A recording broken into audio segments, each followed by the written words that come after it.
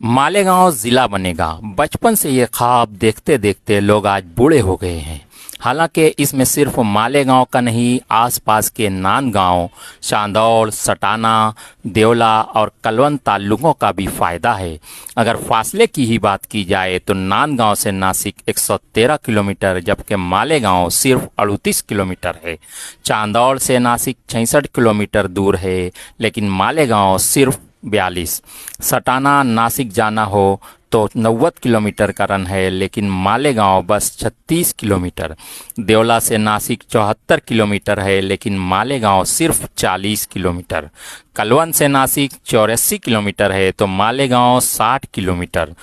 और तो और किसी भी ताल्लुका से मालेगांव आने के लिए कोई टोल टैक्स भी नहीं है। मालेगांव में डिस्ट्रिक्ट लेवल की तमाम ऑफिसेस अवेलेबल हैं, बस ज़िला के ऐलान का इंतज़ार है।